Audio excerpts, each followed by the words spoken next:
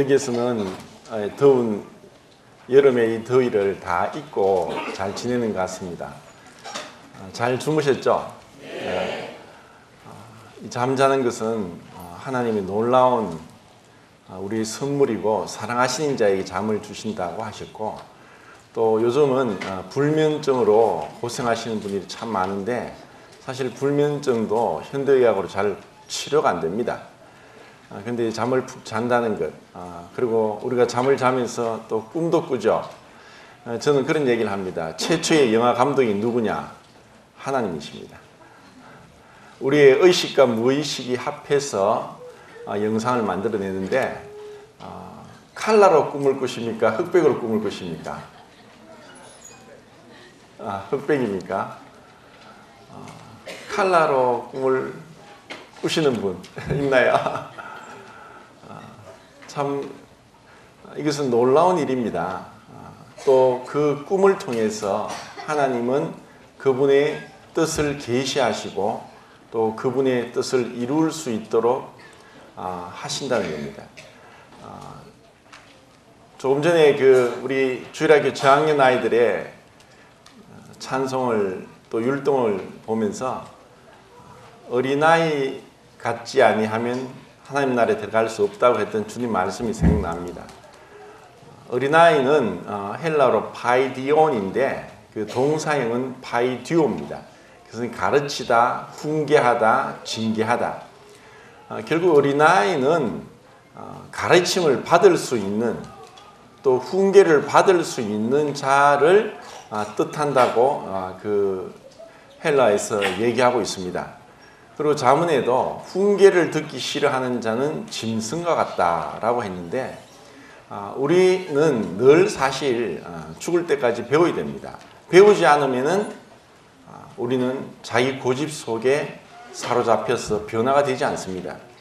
로마서 2장에 보면 내 고집과 회개하지 아니한 마음을 따라 진노의 날 곧 하나님이 심판이 임하시는 그날에 진노를 네게 스스로 삼는도다라고 했는데, 우리가 알고 있다고 하면서 남의 말을 경청하지 않고 혹 내가 잘못되지 않았나 하는 그러한 마음을 늘 가져야 됩니다. 그렇지 않으면 우리는 변화가 되지 않습니다. 전 세계에서 오직 유일한 그 죽은 바다가 있는데 이스라엘에 있습니다. 헤르몬 산에서 내려오는 그 물이 요단강을 내려서 갈릴리 바다를 거쳐서 마지막 가는 곳이 사해인데 더 이상 강으로 바다로 빠져나가지 않고 막혔습니다. 그러다 보니까 보통 바다에 소금기가 2.7% 정도가 있는데 사해에는 거의 30%의 소금이 계속 농축되어 있습니다. 그래서 사람이 그 물에 들어가면 뜨죠. 그리고 물고기가 없습니다. 물고기가 없으니까 그 위에는 새가 없습니다. 그리고 어선이 없습니다. 죽은 바다죠. 우리가 하나님 말씀을 계속 듣고 그런가? 정말 하나님이 계신가? 하고 스스로 자기 자신을 계속 비춰봐야 됩니다. 제가 어제 말씀드린 그 하나님의 의가 드러난 것은 우리의 양심이고, 그리고 하나님의 율법, 성경 말씀이라고 제가 말씀을 드렸죠. 율법은 제가 어제 말씀드릴 때 무슨 기능이 있다고 했습니까? 율법. 예, 말씀 잘 들으셨네요. 율법은 거울의 기능이 있습니다. 또 다른 기능이 있죠. 저울의 기능도 있습니다. 그리고 자의 기능도 있습니다. 거울이 없으면 우리는 우리의 모습을 볼 수가 없습니다. 그리고 저울이 있어야만 그 물체의 무게를 잴 수 있고, 또 체중계가 있어야만 우리의 몸무게를 잴 수가 있습니다. 그리고 자가 있으면 그 물건의 길이가 얼마인지, 그리고 그 물건이 똑바른지 똑바르지 않은지 가늠을 해 볼 수가 있습니다. 하나님의 그 율법을 통해서 내 자신이 어떠한 자인지를 알게 되고, 그리고 또 하나는 이 천지 만물을 통해서도 하나님의 신성과 능력이, 영원한 하나님의 능력과 신성이 분명히 보여 알게 되나니 저희가 핑계치 못할지니라 라고 말씀했습니다. 아침에 체조 시간에 나가 보니까 이제 권영미 자매님이 이제 체조 단순히 체조가 아니라 해부학적으로 이 골격을 통해서 이게 바른 자세를 통해서 우리 몸을 그게 하나의 테라피적인 그런 요소도 있는 것 같아요. 그렇게 우리의 몸이 참 중요한데 3년 전인가 그 미국에서 그 재난 로봇 경연 대회가 있었는데 로봇 아시죠? 그 로봇 강국은 우리가 아는 대로 미국이나 일본이나 독일입니다. 우리는 조금 후발주자라서 그러한 그 미국이나 일본, 독일에 대해서 좀 로봇 산업이 뒤떨어졌지만 그 2015년도에 있었던 재난 로봇 경연대회에 13개 나라가 이제 참가를 했고 우리나라로 참가했습니다. 그리고 이제 출품된 로봇이 한 24개 정도 되었다고 하는데 그 재난 로봇은 그 8가지 미션을 가장 빠른 시간에 그 8가지 다 완수하고 가장 빠른 시간에 되돌아오는 로봇이 1등상을 차지합니다. 그 미션이 뭐냐면은 이 로봇이 이제 자기 스스로 로봇이니까 자기 스스로 누구의 도움 받지 않고 차 위에 올라갑니다.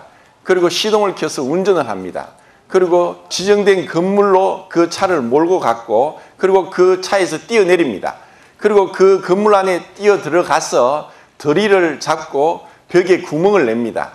그리고 다시 드릴을 내려놓고 들어와서 차에 올라타서 출발 지점으로 되돌아오는 이 그 8가지 미션을 다 완수하고 가장 빨리 돌아오는 로봇이 1등을 차지하는 거예요. 그때 어느 나라 로봇이 1등을 했을까요? 예. 확실히 스드윈 교회가 수준이 높습니다. 대한민국의 그 휴보2가 1등상을 차지했습니다. 자, 그런데 뭐 그것에 대해서 자부심을 가져서 좋습니다.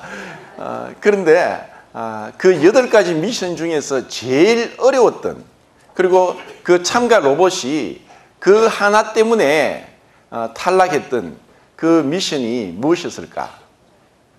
어느 게 제일 어려울까요?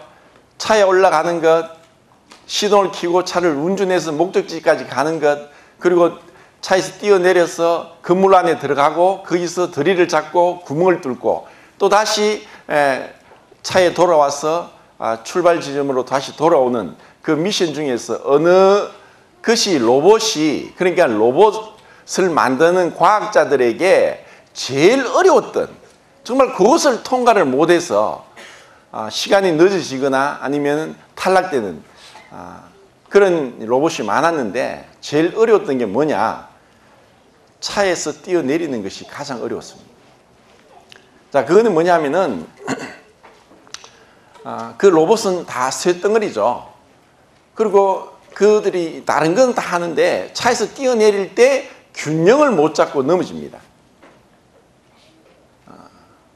자, 제가 왜 이런 말씀을 드리냐면은 우리 사람에게는 이게 뼈가 있는데 뼈가 우리 몸에 차지하는 그 무게의 비율이 그 10% 미만입니다. 왜냐하면 뼈 안에는 다 구멍이 나 있습니다. 그리고 얼굴에도 이 앞에 그 앞면에 큰 구멍이 있는데 너무 무겁지 않도록 그러면서도 단단하고 유연하고 순발력이 있고 점프나 또 착지나 뭐 이런 민첩함 이러한 것들을 우리 마음대로 자유자재로 움직일 수 있다는 것은 너무나 놀라운 하나님의 능력입니다. 우리는 그것을 잘 알지 못합니다. 당연한 줄로 생각합니다. 그런데 인간이 지금 로봇을 만든다고 하지만 인간이 만든 로봇은 기계덩어리에 불과합니다. 그것은 단순히 물체입니다.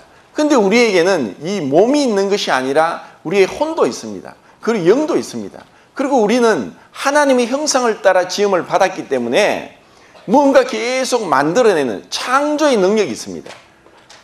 어떤 뭐 집을 짓는다 아니면 훌륭한 문학 작품을 쓴다 아니면 음악을 작곡을 한다 아니 어떤 예술 작품을 만든다든지 그리고 우리에게 있는 이 감성들 이 얼마나 놀랍습니까? 그리고 우리가 이 가지고 있는 지식 이 지식은 계속 그 한계를 알 수 없을 정도로 우리 과학 수준은 이제 올라가고 있습니다. 제가 그 한 3, 4년 전부터 거의 글자가 보이지 않는 상태까지 가게 되니까 너무나 괴로움이 왔습니다. 이 성경을 읽을 수 없다는 것. 그래서 성경을 들었습니다. 그 듣는 것이 읽는 것과 너무나 큰 차이가 나더라고요. 우리는 그 정보를 입수하는 게 거의 8, 90%가 눈으로 정보를 입수합니다. 그 외에 듣고 또 냄새 맡고 맛보고 만지고 하는 건데 시각이 우리의 그 8, 90%를 정보를 입수하는 것이 시각입니다. 그런데 보이지 않게 됐습니다. 성경을 읽을 수 없는 거예요. 그래서 이제 점자를 배웠습니다. 그런데 그것이 또 한계가 있어요. 이 묵상하는 게 잘 안 되는 거예요. 그러다가 지금은 이 현대 문명의 이기를 통해서 제가 많은 도움을 얻고 있습니다. 우리 성도님들 또 우리 구독자분들 가지고 계신 스마트폰이 있죠. 스마트폰을 그 애플사의 스티븐 잡스가 설계를 할 때 시각장애, 청각장애자를 위한 그 기능을 다 넣어 놓았습니다. 근데 모르죠. 모든 스마트폰에는 설정에 들어가서 접근성을 선택하고 시각, 청각 선택하면은 시각을 선택하면은 그 폰의 모든 글자, 영어고 숫자고 한글이고 손가락만 대면 다 읽어줍니다. 그 기능이 있어요. 그런데 그것을 모르지 않습니까? 필요가 없으니까. 그렇게 소리를 듣지 않고 볼 수 있기 때문에 그 스마트폰을 그냥 그 설정을 아예 있는지도 모르고 그렇게 살고 있습니다. 그리고 지금 조금 더 폰이 좋아져서 저는 지금 말로 제가 이렇게 얘기를 하면은 제가 말하는 게 문자로 그대로 찍힙니다. 그래서 뭐 전화 걸기 하면은 누구에게 전화 걸까요?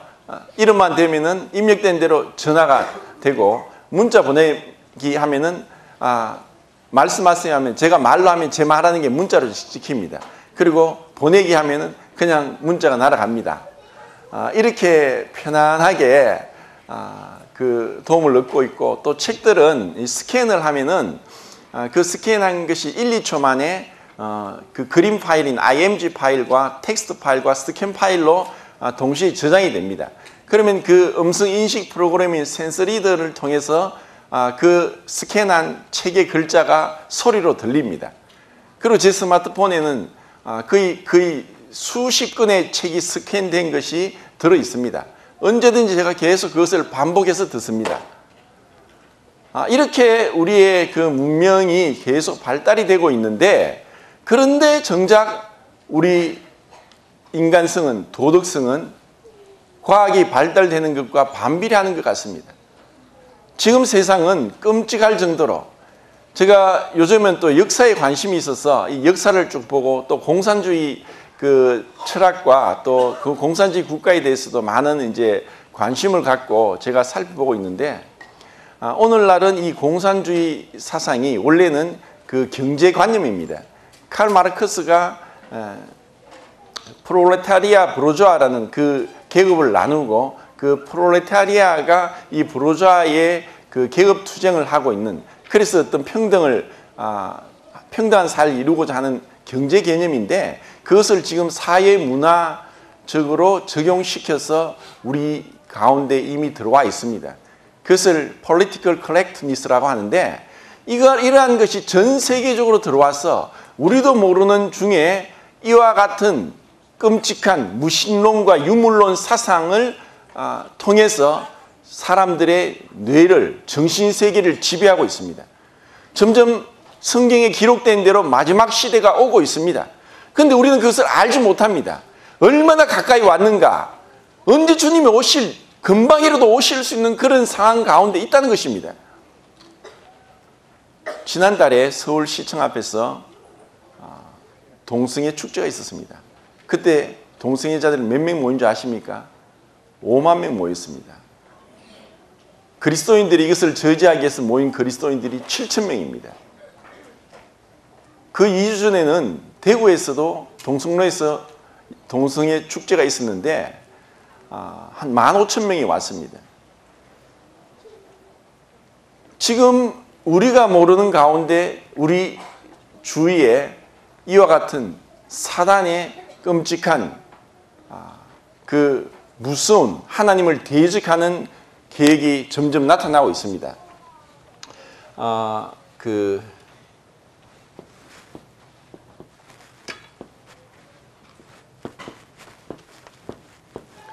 자, 이게 무슨 자죠? 예, 구속입니다. 이 구자는 잡을 구자고 속자는 묶을 속입니다. 범죄한 사람을 경찰이 와서 구속한다. 그런 말을 하죠. 이게 구속입니다. 우리는 나면서부터 구속된 가운데 태어났습니다. 어디에 구속되었느냐? 태어나면서부터, 뱃속에서부터 죄 가운데 우리는 구속되어서 나옵니다. 그리고 죄의 결과가 무엇이냐? 사망입니다. 그리고 사망 이후에 어떻게 되냐? 한 번 죽는 것은 정하신 것이요 그 후에는 심판이 있으리니. 심판이 있습니다. 그리고 심판 이후에 천국과 지옥으로 나뉘어집니다. 자, 이것에 대해서 우리는 그것을 모르고 살아가고 있습니다. 죄에 대해서도 너무나 둔감합니다. 제가 어제 말씀드린 것은 하나님의 의의 기준에서 우리 모든 사람은 죄인이다. 의는 하나도 없다. 그리고 우리는 근본적으로 부패했고 전적인 타락 가운데 있다. 어떠한 누구도 하나님 기준에 만족될 자가 없다. 그것을 여러 가지로 말씀을 드렸습니다. 그런데 대부분의 사람들은 그 죄에 대해서 너무나 둔합니다. 그리고 그 죄의 결과는 사망인데 우리는 사망 가운데 살고 있습니다. 우리는 너무나 쉽게 자기 자신을 포장하죠. 그렇지 않은 척, 몰라도 아는 척, 해놓고도 해놓지 않은 척, 오리발 내밀고, 그리고 내 마음을 속이고 나도 모르게 거짓말은 입에 배어 있습니다. 우리 학생들 그렇죠? 그런데 그것을 죄라고 생각하지 않습니다. 당연한 것으로 생각하는 게 문제입니다. 그런데 하나님의 의의 기준에 하나님은 어떠한 분인가? 성경에서 하나님에 대한 정의가 4가지가 나옵니다. 첫 번째는 빛이다. 요한일서 1장에 있죠. 두 번째는 영이시다. 요한복음 4장이죠. 그리고 하나님은 사랑이시다. 요한일서에 있죠. 그리고 하나님은 소멸하는 불이다. 킹제임스 버전은 소멸케 하는 불이다 라고 했는데 하나님은 영이시고 빛이시고 사랑이시고 소멸케 하는 불로서 불꽃 같은 눈을 가지고 우리를 살피고 있습니다. 사람은 속일 수 있을지라도 하나님은 속일 수 없습니다. 제가 어제 그 미국 심장병 전문의사 모리스 롤링스 박사가 쓴 사후의 책 Beyond Death Door라는 그 책을 소개를 했는데 그 내용을 이제 한 가지만 말씀드리겠습니다.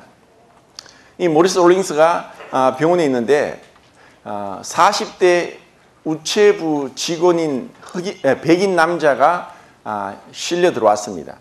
그래서 급하게 이제 심폐소생술을 하는 중에 이제 깨어났는데 그 환자가 완전히 겁에 질린 모습으로 비명을 지르고 막 끔찍하게 막 두려워 떨면서 눈은 막 불안해 떠면서 막 덜덜덜 살려주세요. 나는 거기 가기 싫어. 나를 구해주세요. 막 소리를 지르는 거예요. 그러다가 그 의사인 모리스 롤링스를 붙잡고 저를 위해 기도해 주세요. 저를 위해 기도해 주세요. 제가 저곳에 가지 않게 해주세요. 하고 붙들고 막 완전히 이제 정신없이 그렇게 매달리는 거예요. 그러자 이제 의사인 이 모리스 롤링스가 당황을 했습니다. 나는 의사이지 목사가 아니다. 나는 기도할 줄 모른다. 나는 의사다. 그런데도 이 모리스를 붙잡고 제발 나를 기도해 달라고. 그런데 그 표정이 너무나 끔찍하고 이것은 단순히 어떠한 연기나 어떠한 환상을 본 것이 아니라 이 환자가 무언가를 경험했고 봤다는 것을 이 의사가 알게 된 것입니다. 그래서 자기가 주일학교 때 다녔던 그 배웠던 그것만 어렴풋하게 기억하면서 뜨듬뜨듬 기도를 해줬습니다. 그러고 나서 이제 이 환자가 다시 살아나게 되었고, 그리고 이제 이런 환자들을 이제 수백 명을 인터뷰를 하면서 그 책을 쓰게 됐습니다. 그리고 이제 이 의사가 이제 집에 돌아왔습니다. 근데 그 병원에서 봤던 그 환자의 그 끔찍한 그 급에 질린, 너무나 두려움으로 인해서 공포에 질려 있는 그 모습이 사라지지 않는 거예요. 그래서 이 의사가 책꽂이에 꽂혀서 먼지가 수북이 쌓인 성경책을 꺼냈습니다. 성경책을 읽기 시작했습니다. 그러면서 이분이 성경에 기록된 하나님의 그 심판, 그리고 하나님이 우리 사람에게 어떠한 심판을 하시는가에 대해서 알게 되고, 또 이러한 복음을 이제 여러 목사님들과 상담을 하면서 복음을 깨닫고 나서 이 사후의 세계가 있다는 것에 대해서 의사로서, 심장병 전문 의사로서 그 책을 쓰게 됐습니다. 우리는 죽음에 대해서 어떻게 생각하느냐? 죽음은 어떤 죽음이 있느냐? 자연사가 있다. 노화가 되어서 자연적으로, 그리고 질병에 걸려서 죽는 경우가 있고, 사고로 죽는 경우가 있고, 또 한 가지 자살. 이 네 가지 경우가 이 죽음입니다. 오늘날 자기의 책임을 회피하기 위해서 자살하는 것은, 그것은 하나님 앞에 끔찍한 죄고, 또 사회적으로 무책임한 비도덕적인 행동입니다. 우리는 우리의 행동에 대해서 책임을 져야 됩니다. 이 세상에서, 또 하늘나라에서 변함없는 진리가 있습니다. 그것은 뭐냐? 인과응보입니다. 인과응보가 무슨 뜻입니까? 쉽게 말해서 콩 심은 데 콩나고 팥 심은 데 팥나죠. 콩 심은 데 팥이 날 수 있습니까? 팥 심은 데 콩이 날 수 있습니까? 수박을 심었는데 호박이 열립니까? 우리는 행한 대로 심판을 받게 되어 있습니다. 이것이 공정한 것입니다. 그런데 이 세상은 어떻습니까? 행한 대로 심판을 받지 않는 경우가 많습니다. 제가 공산주의에 대해서 계속 나름대로 이게 찾아보면서 1917년도에 소련에서 볼세비키 혁명이 일어나서 그 러시아의 짜르 체제를 무너뜨리고 최초의 공산국가가 1921년도에 세워집니다. 그러면서 그 레닌이 그 공산주의 혁명을 일으키고 국가를 세우고 나서 이제 죽고 나서 그 다음에 스탈린이 정권을 잡으면서 레닌과 함께 혁명을 일으켰던 그 레온 트로츠키를 죽이게 되는데, 트로츠키는 굉장히 똑똑한 사람입니다. 공산주의 이론의 대가입니다. 근데 스탈린은 좀 무식한 사람이에요.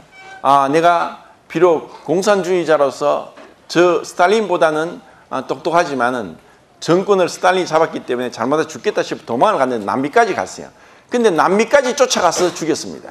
그리고 스탈린이 죽인 사람은 2천만 명에 이릅니다. 그러고 나서 중국에 마오쩌둥이 문화대혁명, 대약진 운동을 통해서 죽인 중국인이 4천만 명에 이릅니다. 그리고 캄보디아에 폴포트가 거의 그 인구의 3분의 1을 죽인 살인마입니다.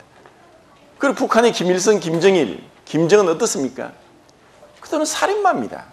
그런데 그런 살인마들이 회개하지 않았는데 평화를 얘기한다고 전쟁이냐 평화냐 하면서 지금 평화 무도로 흘러가는 것은 완전히 거짓입니다. 속으면 안 됩니다.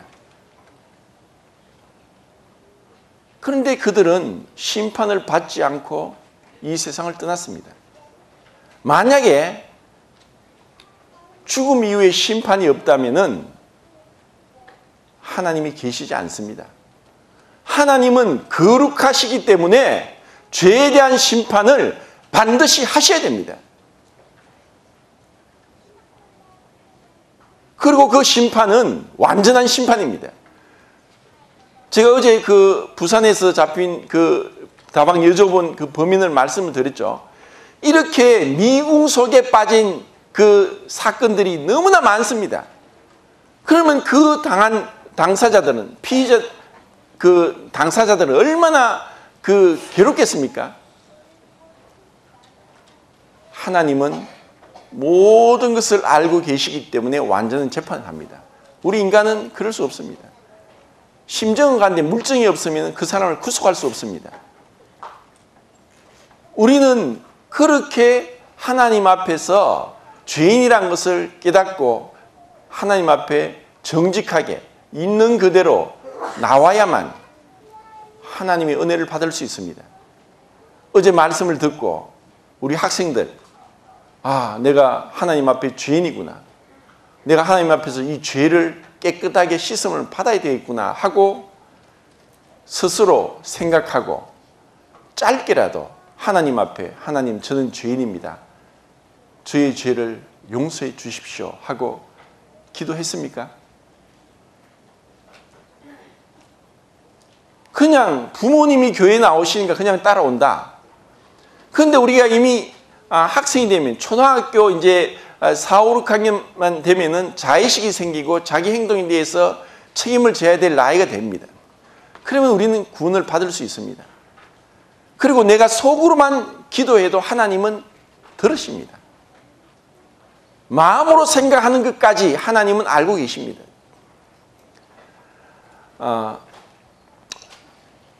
1945년도에 2차 세계대전이 끝이 납니다. 그러고 나서 그 전쟁을 일으켰던 그 나라 중에 하나인 독일은 철저하게 반성을 합니다. 우리가 어떻게 해서 이런 전쟁을 일으키고 패전국이 되고 이 나라가 다 이렇게 망하게 됐는가.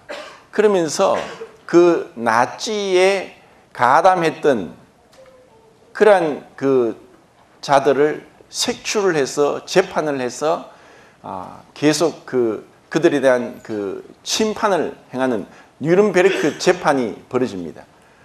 그러면서 지금 재작년에까지 거의 70년 동안 이 히틀러에 가담해서 여러 가지 만행을 저질렀던 전범자들을 끝까지 추적을 해서 붙잡아내서 거의 다 잡았습니다. 근데 그 2, 3년 전에 94세 된 그 할아버지를 재판을 합니다. 이 사람의 이름이 그레닝 씨인데 94세였습니다. 그때. 근데 이분이 그 폴란드의 아우슈비츠 수용소의 감시탑에서 근무를 했다는 것, 그것 말고는 이 사람에 대한 어떤 범죄 행위를 적발할 수 없었습니다. 근데 이 나치 전범 재판을 위해서 이 전범자를 잡아낸, 색출해내는 그 형사들은 분명히 그레닝 씨가 그 아우슈비츠 수용소 감시탑에 있으면서 많은 유대인들과 장애인들과 그리고 동성애자들을 실험 대상으로 그리고 가스실에서 그리고 화형시키고 하는 것을 지켜봤기 때문에 그에 대한 합당한 심판을 해야 된다고 해서 계속 충고를 했지만 세월이 70년 이상이 지났고 그것에 대한 어떤 물증이 없습니다. 정인도 없고 증거물도 없습니다. 그러면 정인도 없고 증거물도 없으면은 그 사람을 구속할 수가 없는 거예요. 그래서 이제 이 그레닝 씨를 계속 수사하던 수사팀이 최후의 방법으로 그 70년 전에 그 아우슈비츠 수용소 주위의 사진들을 세계 곳곳에서 그 사진을 모았습니다. 그리고 그 사진의 수천 장을 가지고 3D 입체 영화를 만들었습니다. 3D 입체 영화를 만들고 그 94세 된 그레닝 씨를 그 안에 들어가게 해서 그 70년 전에 아우슈비츠 수용소의 그 모습을 그대로 재현을 시켰습니다.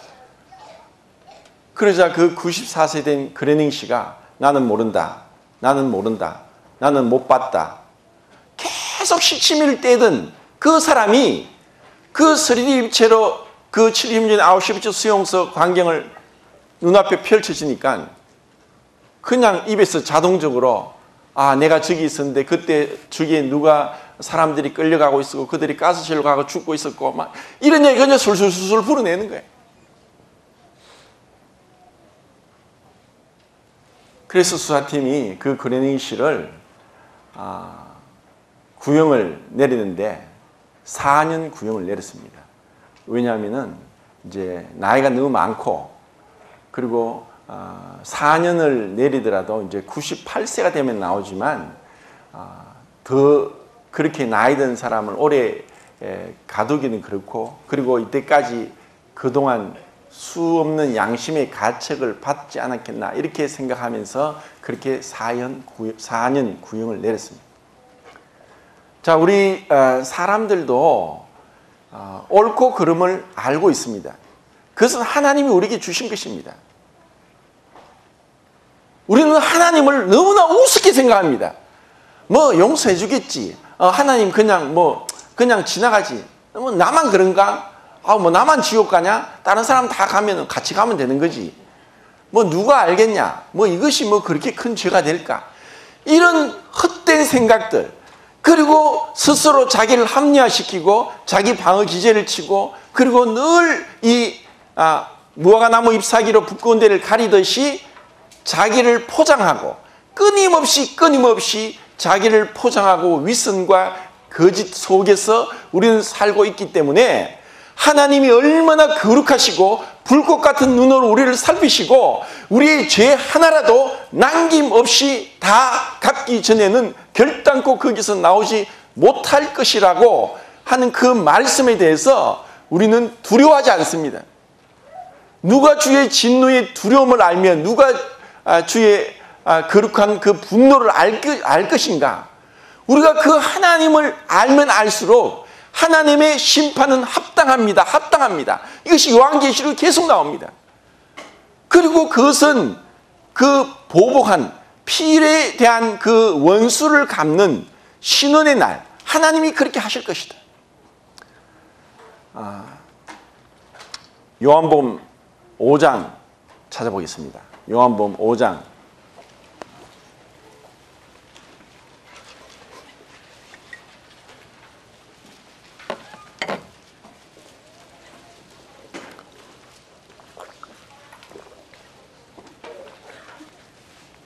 5장 29절입니다. 29절 읽겠습니다. 시작.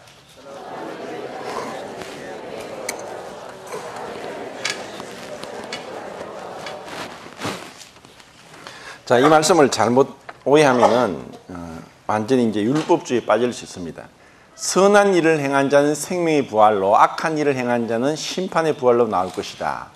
여기서 선한 일을 행해야만 생명의 부활로 가고 악한 일을 하면 심판의 부활로 간다. 그런데 분명한 것은 부활은 다 있습니다. 근데 그 부활이 생명의 부활이냐 심판의 부활이냐? 그럼 누가 생명의 부활에 들어가고 누가 심판의 부활로 나타나는가? 그 생명의 부활은 선한 일을 행한 자는 생명의 부활로 나온다는 것은, 선한 일을 행한 것은 구원의 결과를 말씀하는 것이지 구원의 조건을 얘기하는 것이 아니라는 것입니다. 만약에 선한 일을 행한 자라는 것이 구원의 조건이라고 하면 그것은 율법이고, 그것은 어떤 사람도 그 선한 일을 행할 자격이 갖춰지지 않았기 때문에 우리는 모두가 다 심판의 부활로 나가야 됩니다. 그럼 어떻게 선한 일을, 내가 하나님의 은혜로 구원을 받으면은 구원의 결과로서 선한 일을 행할 수밖에 없는 것입니다. 우리가 왜 죄를 짓느냐? 죄인으로 태어났기 때문에 죄를 짓습니다. 근데 우리가 하나님의 은혜로 의인으로 다시 태어나면은 그때 우리는 하나님의 성품으로 그때 선한 일을 하게 되는 것입니다. 그러나 지금 당장 하나님 앞에서 선한 일을 행할 능력도 없고 하고 싶은 마음은 있지만 육신이 따라가지 않고 내 마음으로는 이렇게 하기를 원하는데 마음대로 행하지지 않습니다. 죄를 알되 죄를 이길 힘이 없고 선을 알되 선을 행할 능력이 없습니다. 내 마음은 이렇게 하기를 원하는데, 우리 학생들 방학이 되면 계획표를 짭니다. 그리고 그 계획표대로 하기를 원하고 엄마 아빠 말씀 잘 듣겠다고 다짐을 합니다. 그런데 엄마 아빠가 뭔가 심부름하고 뭔가 이렇게 하라고 하면 짜증을 내고 하질 않고 그렇게 되죠. 그건 자연스러운 거예요. 우리가 선한 일을 행하지 않고 내가 마음먹은 대로 하지 않고 하는 것은 너무나 자연스러운, 우리 몸에 태어나면서부터 모친이 죄악 중에 나를 잉태하였으며 죄악 중에 내가 출생하였다. 우리는 타고나면서부터 그렇게 됐습니다. 그런데 분명히 이 세상이 끝이 아니라는 것, 여러 증거로 나타나고 있습니다. 그리고 우리가 양심적으로도 하나님의 본성상 만약에 하나님이 죄를 범한 자를 범하지 않은 자와 똑같이 대우하신다면 하나님은 불의하신 분입니다. 그런데 하나님은 공의를 행하시기 때문에 결코 불의를 행하실 수 없고, 그리고 죄를 범한 자는 에스겔서 18장에 죄를 범한 자는 반드시 죽으리라. 아비 죄로 아들이 죽지 않을 것이고 아들이 죄로 아비가 죽지 않을 것이고 각각 자기가 행한 대로 심판을 받고 자기 죄로 죽을 것이라고 했습니다.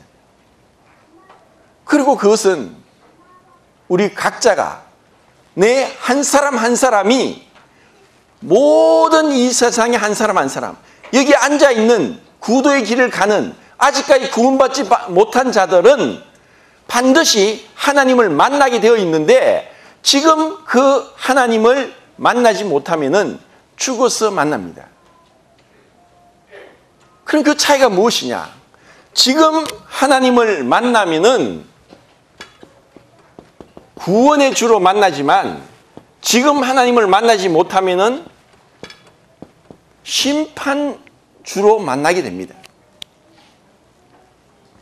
그럼 예수님이 왜 오셨느냐? 예수님이 왜 오셨는가? 누가복음 4장 보겠습니다.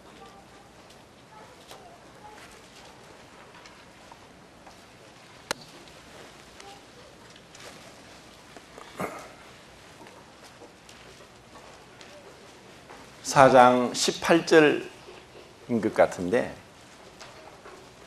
4장 18절 말씀 읽겠습니다. 시작.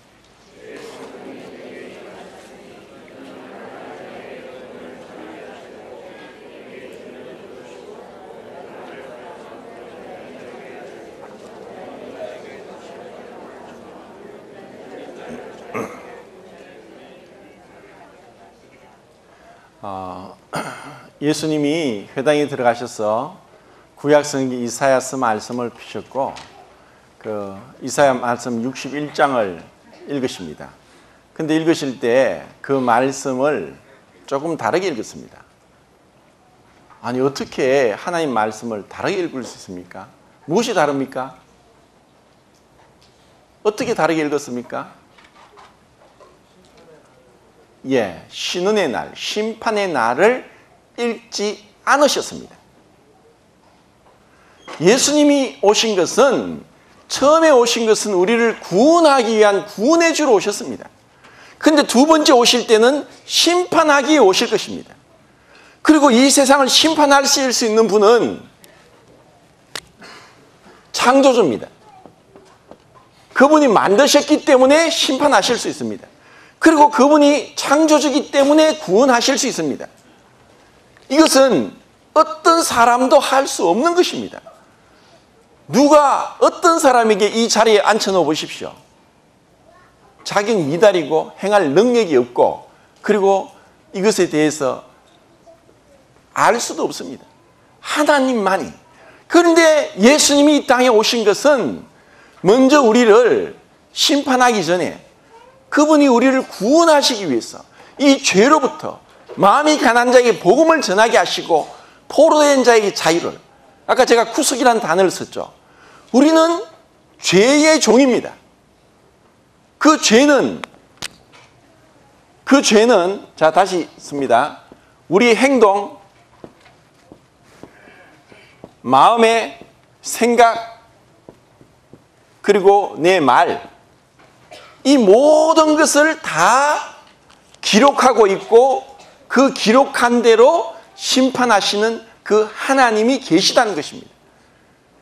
내가 행동한 것이, 내가 정말 어떤 사회적인 법을 어기지 않고 했다면은 뭐 경찰에 구속될 일도 없고 교도소 갈 일도 없습니다.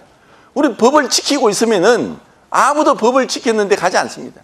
그런데 오늘날의 법은 또 문제가 많습니다. 유전무죄고 무전유죄라는 그런 말을 하면서 그리고 정말 마녀사냥식으로 해서 정말 여론을 조장시키고 죄 없는 무고한 자를 감옥에 가두기도 하고 또 죄 있는 자가 돈으로 풀려나고 구속되지 않고 법을 이용해서 호요식을 하는 그러한 완전히 타락되고 그리고 부패한 사회에 우리는 살고 있습니다. 오늘날 우리나라도 전 세계 어느 나라에도 완전하게 법으로 다스려지는 나라는 드뭅니다. 이것이 그냥 덮여지느냐? 절대로 그렇지 않습니다. 감추어진 것이 드러나지 않을 것이 없고 숨겨진 것이 알려지지 않을 것이 없다. 그 하나님은 그 모든 감추어진 것과 숨겨진 것을 하나씩 밝혀냅니다. 그리고 내 마음의 생각한 것까지도 나는 잊어버리고 이 짧은 시간에 수많은 생각이 얼마나 많이 일어납니까? 밤에 꿈을 꾸듯이 온갖 꿈이 내가 그냥 잠자리에 누워있지만 전 세계를 돌아다니는 그런 꿈도 꿀 수가 있습니다. 그처럼 우리가 살아있는, 깨어있는 동안에도 이 마음의 생각은 우리가 행하는 죄보다 더 범위가 넓고 그 정도가 깊은 죄를 무수히 많이 짓고 있습니다. 그렇지 않습니까?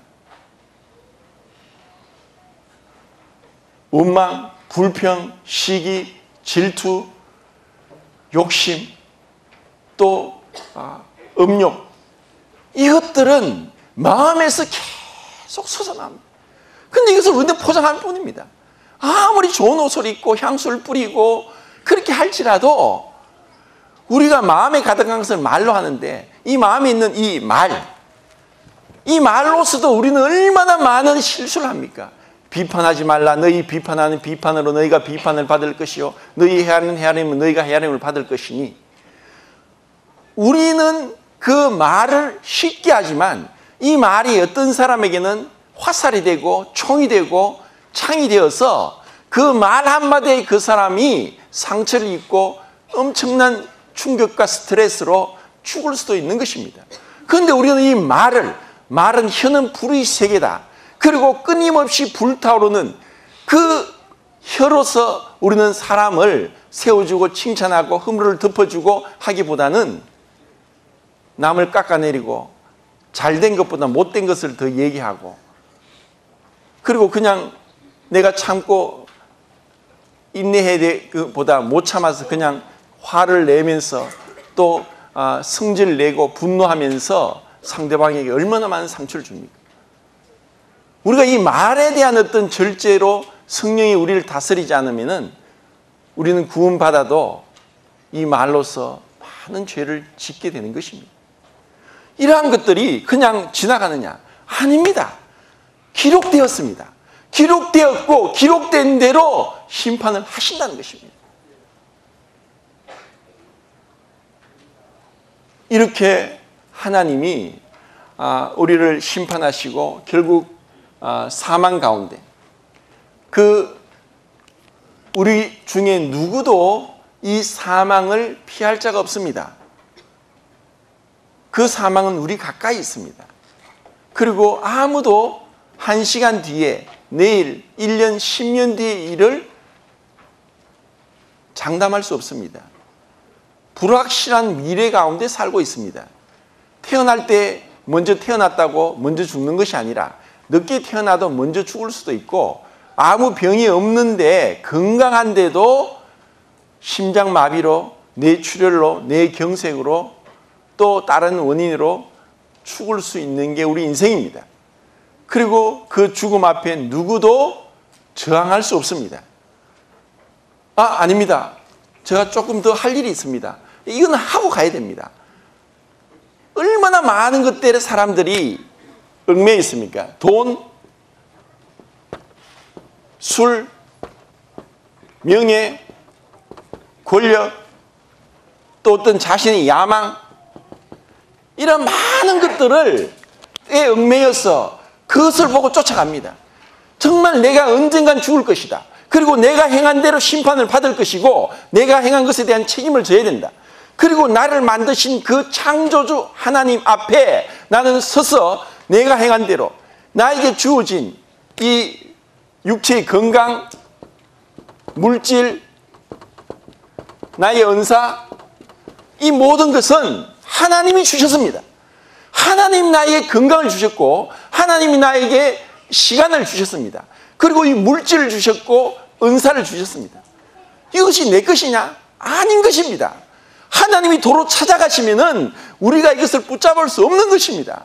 내가 아무리 운동을 하고 좋은 음식을 먹고 나쁜 걸 하지 않는다 하더라도 이 시간에 대해서 내 자신이 스스로 장담할 수 없는 것입니다. 우리는 그러한 자입니다. 언젠가 그분 앞에 서야 됩니다. 이 실 짓고 해야 됩니다. 우리가 행한 대로 선악간에 행한 모든 은밀한 일을 심판하시는 그분 앞에 우리는 서야 된다는 것입니다. 두렵습니까? 내가 지금 당장 그분 앞에 선다면 하나님은 우리를 향한 계획이 있고 목적이 있습니다.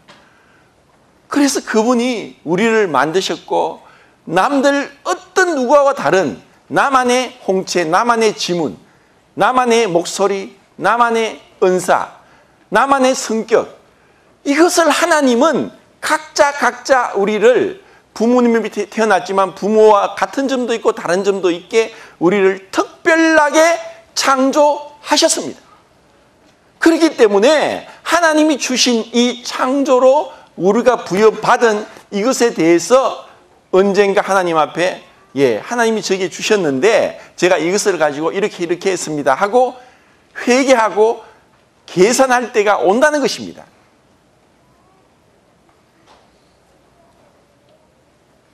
갈라디아서 말씀 보겠습니다. 갈라디아서 6장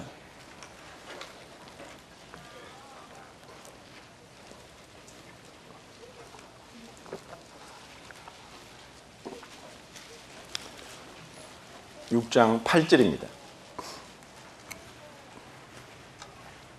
자, 읽겠습니다. 시작.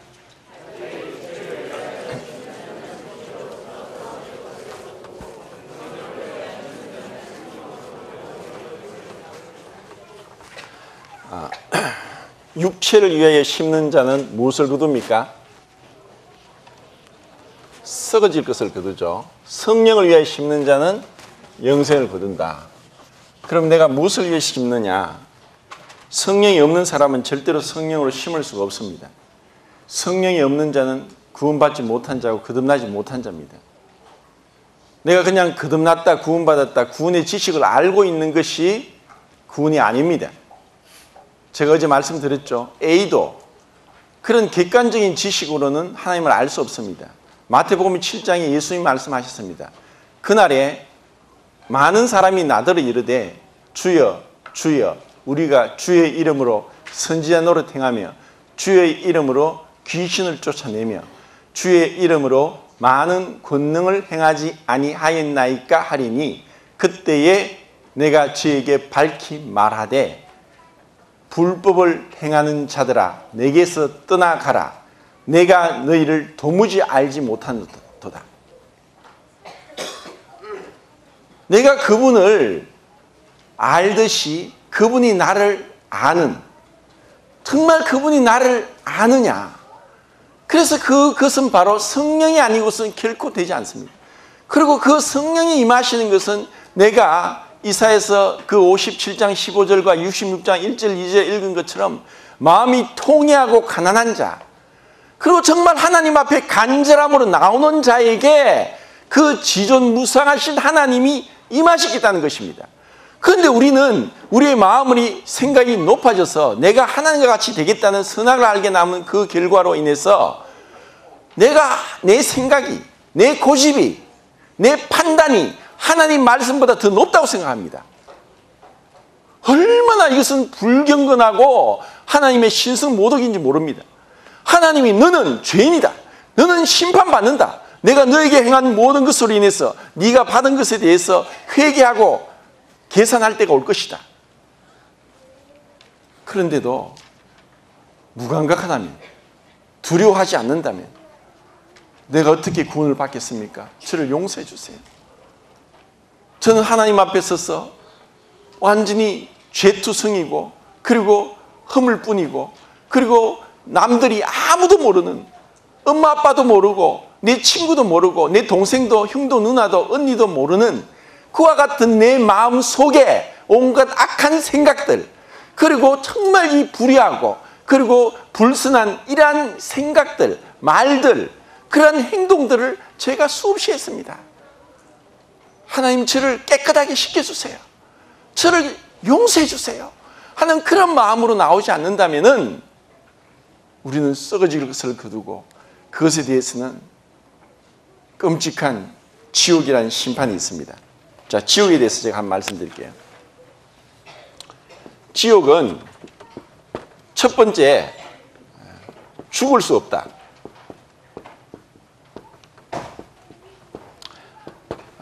죽을 수 없는 곳입니다. 제가 그 복음을 전한다고 해서 그 말기암 환자들이나 또 뭐 사고를 당하거나 해서 뭐 병원의 중환자실에 하루에 2번 30분 면회가 되는데 가족들보다 먼저 들어가서 이제 중환자들에게 이제 곧 언제 죽을지 모르는 그들에게 복음을 많이 전했습니다. 그래 별의별 사람들을 다 만나고 그렇게 하는데, 근데 이제 곧 온몸에 암이 퍼졌고 수술도 할 수 없고, 그리고 그것을 고통이 너무 심해서 그 복합 고통 증후군에 시달리면서 마약을 하루에 2알을 먹어도 고통이 사라지지 않는 그런 끔찍한 고통을 당한 자들이 많습니다. 근데 그러한 분들 중에도 복음을 전하면은 말도 못하지만 고개만 끄덕이고 손을 까딱거리고 눈을 깜빡거리면서 믿겠다는 사람도 있고, 말도 못 붙이게 그냥 거절하고 듣지 않는 그런 자들도 있습니다. 그리고 그들은 그 고통이 너무너무 심하니까 이 고통만 없다면, 차라리 내가 이 고통이 너무 심해서 내가 죽는 게 낫겠다 하는 그러한 자들이 있습니다. 죽으면 끝입니까? 아닙니다. 이것을 성경은 둘째 사망이라고 합니다. 우리의 영혼은 하나님에 따라 형상과 모양대로 만들어졌기 때문에 우리의 마음은 늙지 않습니다. 제가 지금 50대 중반인데 제 마음은 요 앞에서 나왔던 찬양을 율동했던 이 초등학생들 같이 제 마음은 그런데 몸이 지금 늙어가지고 제 마음은 여전히 어린아이 같은데 제 몸이 늙은 거예요. 근데 마음은 늙지 않습니다. 늙지 않는 것은 죽지 않습니다. 그리고 우리의 이 세상 마지막 내세에도 끊임없는 죽을 수 없는 그러면서 고통이 끝이 없다.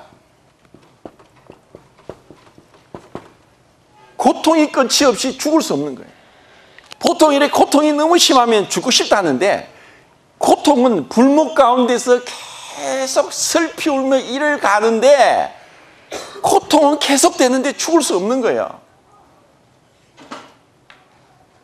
상상이 됩니까? 그 끔찍한 아비규환의 고통은 계속되는데 차라리 죽는 게 낫겠다. 근데 죽을 수가 없어요. 그러면 우리 인간은 이 고통이 계속되는데 죽을 수 없으면 무슨 생각을 하겠습니까? 어떻게 하겠습니까? 어떻게 하죠? 탈출. 그런데 지옥에서 탈출할 자가 있을까요? 없습니다. 왜? 하나님께서 그 마귀와 그 사자들을 위해 예비된 영영한 불에 던져 넣었기 때문에 탈출할 수 없는 거예요. 우리가 이것을 생각하면 먼저는 네게 속한 자를 이끌어내라. 주 예수를 믿어라. 그러면 너와 내 집이 구원을 받을 것이다. 우리 그리스도인들이 이 복음에 대해서 구령의 열정이 식어지고 기도하지 않고 눈물이 없고 메말랐고 입이 열리지 않고 교회로 인도해서 복음을 듣게 하지 않는다면 구원 받았다 할지라도 병듭니다. 힘이 없고 생명력이 없고 열매 없는 삶을 삽니다. 우리 그리스도인들이 왜 지금 구원받고 이 땅에 남겨졌느냐? 이 복음을 전하기 위해서 남겨졌습니다. 아직까지 구원받지 못한 우리 가족들에게 이 복음을 전하기 위해서 네게 속한 자를 이끌어내라. 때를 얻든지 얻지 못하든지 정말 또 그러한 자들이 성령이 역사하셔서 죄를 깨닫게 해주시도록, 심판에 대해서, 의에 대해서 깨닫게 하시도록, 나는 망하게 되었구나, 나는 죽을 수밖에 없구나, 나는 심판받을 수밖에 없구나, 나는 지옥 갈 수밖에 없구나. 그런데 제발 지옥만은 가지 않게 해주세요. 그 죽을 수 없고 고통의 끝이 없고 탈출할 수 없는 곳, 그런 가운데 있을 때 그때 사람들이 어떻게 할까요?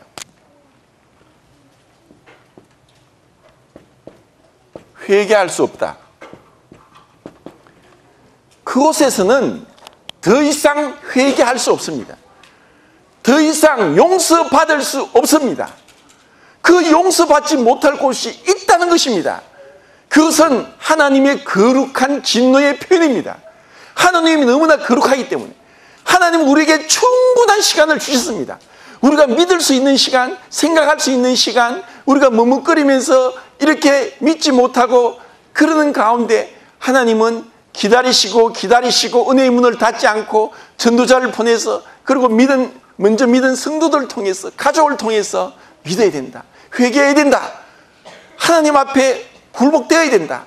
정말 그분의 절대적인 주권 앞에 내가 무릎 꿇고, 하나님 저를 용서해 주십시오, 살려주십시오, 제발 이곳에 가지 않게 해주십시오. 그와 같은 간절함이 필요합니다. 이대로는 이곳까지 왔어, 이렇게 복음이 전해지는데, 이렇게 많은 성도들이 기도하는데 그냥 무감각하게 이 죄에 대해서, 성경에서 죄에 대한 상징들에 대해서 제가 몇 가지 말씀드리겠습니다. 죄에 대한 상징으로 나오는 그는 첫 번째 맹인입니다. 이것은 제가 너무너무 뼈저리게 압니다. 보이지 않는다는 것은, 우리의 눈, 한쪽 눈은 한 7g 정도 됩니다. 그리고 눈은 마치 바깥으로 드러난 뇌입니다. 그리고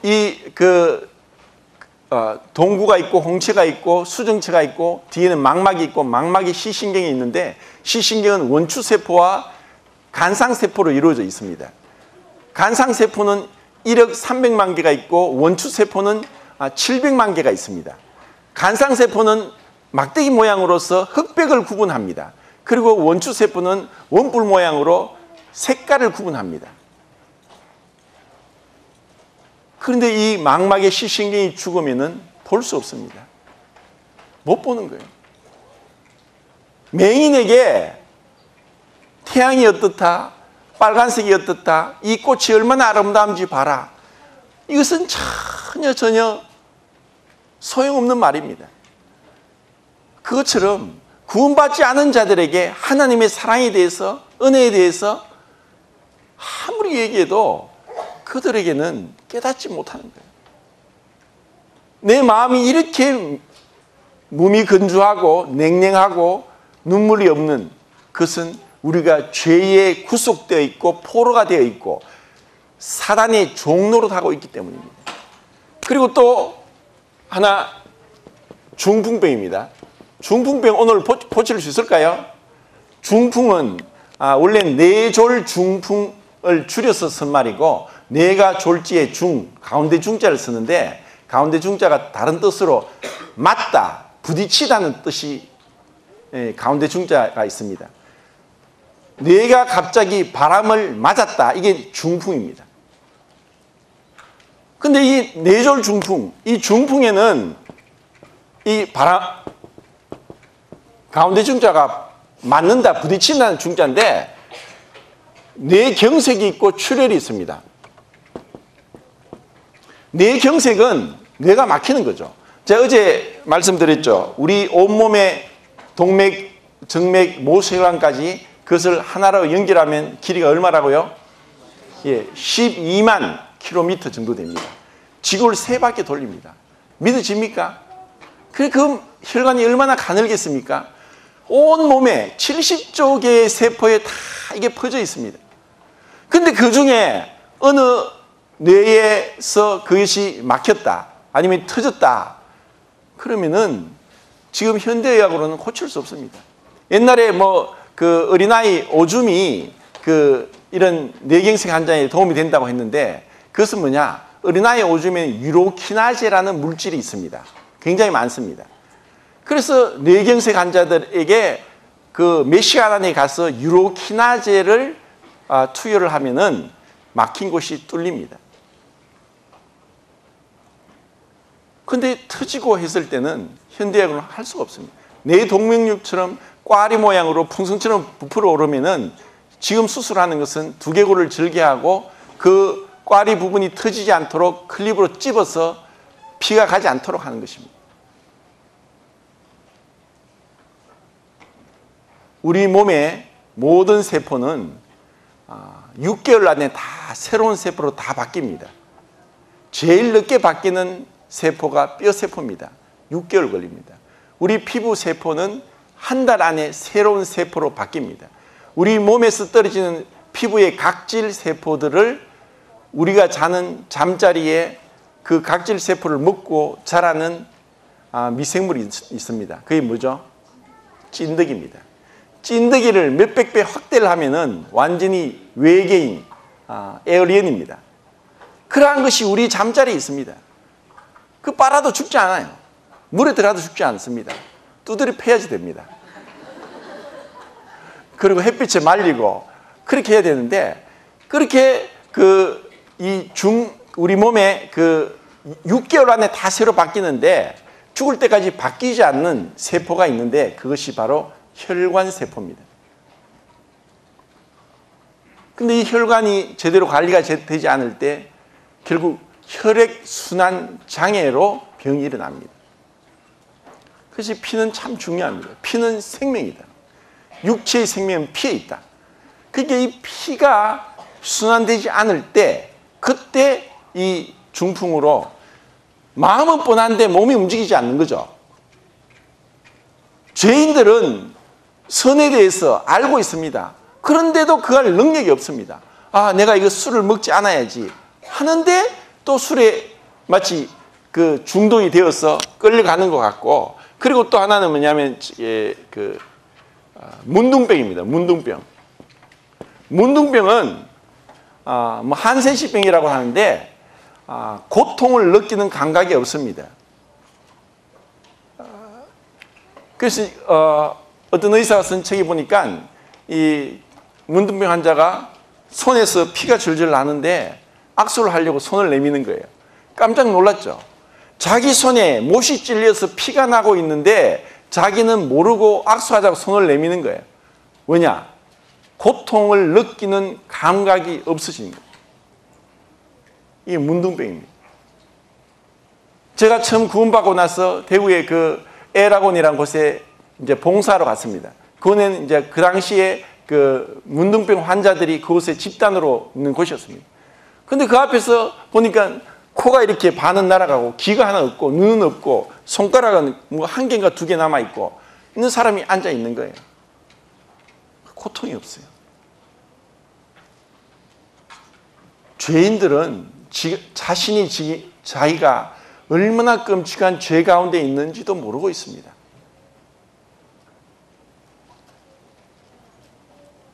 자, 요한계시록 20장을 보겠습니다. 요한계시록 20장.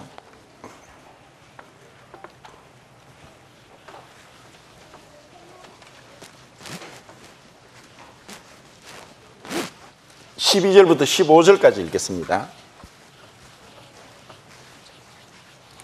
12절부터 15절까지 시작.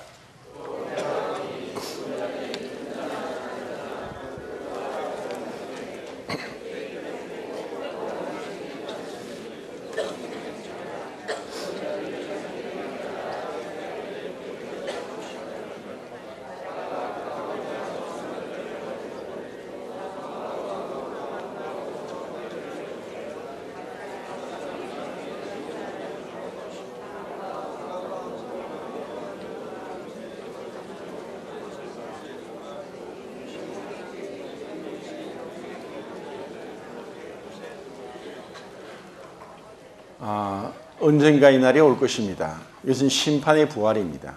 이것은 지구상에 살았던 아담 이후로 모든 사람들이 하나님 앞에 나와서 이실 직고할 때가 있을 것이고 또 그들이 어떠한 변명도 하지 못할 정도로 그들이 행한 행동과 마음에 품은 수만 가지 생각들과 입으로 뱉어내었던 수많은 무익하고 악한 말들에 대해서 기록된 대로 심판을 받습니다. 기록된 대로 모든 사람이 빈부격차와 또 남녀노소, 부귀영화 모든 것 상관없이 그 사람이 행한 대로 그리고 마음에 품은 생각대로 그리고 내뱉었던 그 말대로 심판을 받는 그 끔찍한 최후의 심판, 그리고 둘째 사망인 불못, 지옥이 있다는 것을 말씀하고 있습니다. 이것은 너무나 두렵고 무서운 일입니다.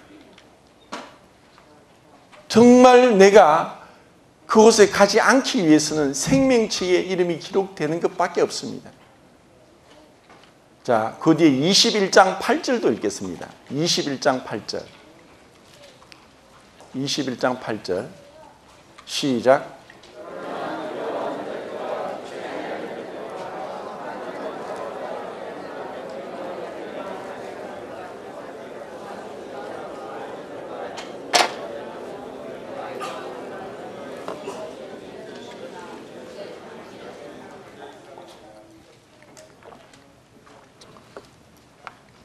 세상의 교도소에는 제가 교도소에 한번 가본 적이 있습니다. 어떻게 갔냐고요? 제가 아는 분이 이제 가톨릭 성당에 다니는 분인데, 가톨릭 사람들은 봉사를 많이 합니다. 그래서 그분 따라 그 교도소에 가서 그 재소자들을 직접 받고 또 그들이 하는 여러 가지 일들을 보게 됐는데, 거기 들어가기 전에는 소지품을 다 내놓고 이제 들어가서 또 나올 때 또 다 이렇게 검사를 하고 그렇게 나옵니다. 그런데 그 사람들은 다 머리를 빡빡 깎고 똑같은 죄수복을 입고 있는데 그 표정이 완전히 무표정한 거예요. 그냥 마치 로봇이 움직이는 것처럼 어떠한 희망도 없고 어떤 표정이 없어요. 그런데 그곳에는 전과 1범도 있고 2범도 있고 3범도 있고 전과 10범도 있을 거예요. 제가 오래전에 전과 한 10몇 범 되는 사람이 쓴 글을 봤습니다. 그 사람이 뭐라고 썼냐? 내가 이곳에 들어오지 않으려고 얼마나 애를 쓰고 노력하고 결심하고 다짐했는데 내가 또 이곳에 들어왔구나. 내 반평생을 교도소에서 보내는구나. 그런 한탄하는 글을 봤습니다. 그런데 그곳에는 실수로 또 본의 아니게 그렇게 또 우발적으로 그렇게 해서 그 교도소에 들어간 사람도 있을 것입니다. 우리는 말씀에서 읽었습니다. 온갖 흉악한 범죄자들이 그곳에 있습니다. 그리고 믿지 않는 자도 있다고 했습니다. 믿지 않는 것이 죄입니다. 그것이 왜 죄인지를 제가 저녁 시간에 말씀드리겠습니다. 22장 15절 또 보고 마치겠습니다. 22장 15절.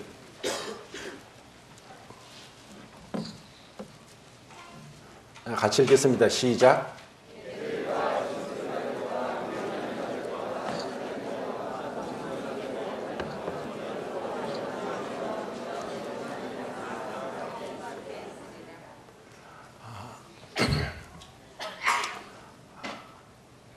우리가 하나님을 알면 알수록 하나님께서 행하시는 것에는 의롭지 않고 불의한 것이 하나도 없다는 것을 알게 될 것입니다. 그리고 지금은 우리가 그분을 다 알 수가 없습니다. 성경에 계시된 것 외에는 우리가 알 수 없습니다. 근데 성경에 계시된 것은 1.1획도 틀리지 않고 다 이루어질 것입니다. 예수님이 말씀했습니다. 천지는 없어지겠으나 내 말은 없어지지 아니하리라. 천지는 없어지겠으나 내 말은 없어지지 아니하리라.